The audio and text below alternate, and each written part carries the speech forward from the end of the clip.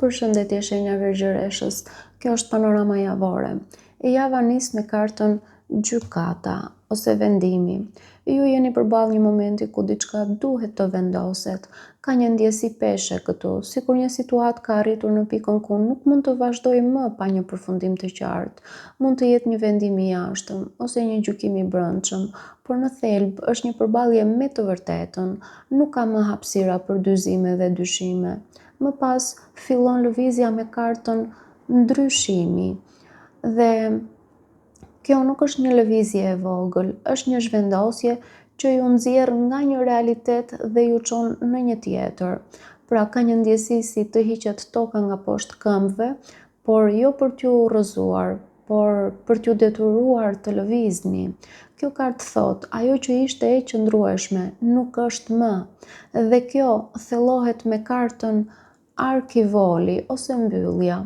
Këtu kemi një fund të qartë, diçka mbyllet, përfundon, nuk ka më vazhdim në formën që ka pasur.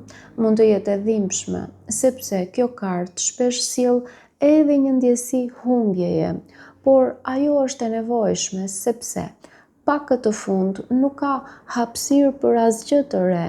Në këtë pikë shfaqet karta me burrin e pasur ose burri me ndikim. Kjo figurë sjell një element kontrolli, stabiliteti ose ndikimi. Pra mund të jetë dikush në jetën tuaj që ka rol në këtë proces, ose jeni ju vetë nëse jeni mashkull ose meshkuj, dhe kjo është një energji që lidhet me sigurinë dhe vlerën, por në këtë kontekst ai nuk është thjesht mbështetje, ai është pjesë e ndryshimit. Ai mund të përfaqësojë atë që duhet të rishikuar, ku e vendosni vlerën tuaj dhe kujt i jepni fuqinë mbi situatën tuaj. Më pas vjen realiteti i punës së rëndë ose mundimit. Pas ndryshimit dhe mbylljes, nuk ka menjëherë lehtësim. Ka një fazë ku duhet të rindërtoni, të përballeni me pasojat, të punoni me atë që ka mbetur. Kjo është një kartë që flet për lodhje, por edhe për qëndrueshmëri.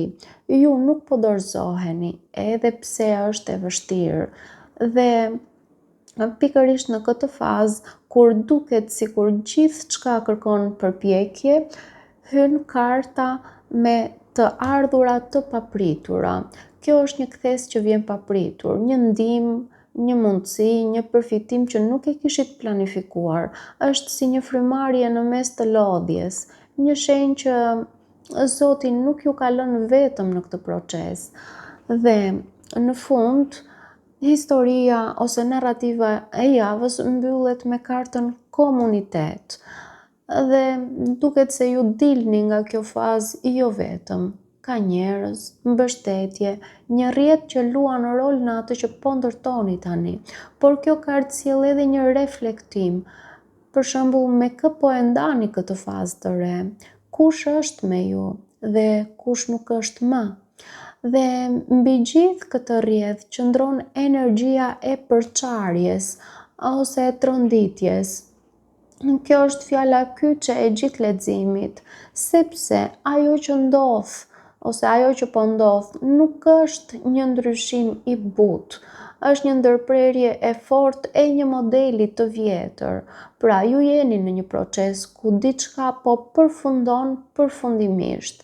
Mos u përpiqni ta mbani gjallë atë që tashmë ka mbaruar.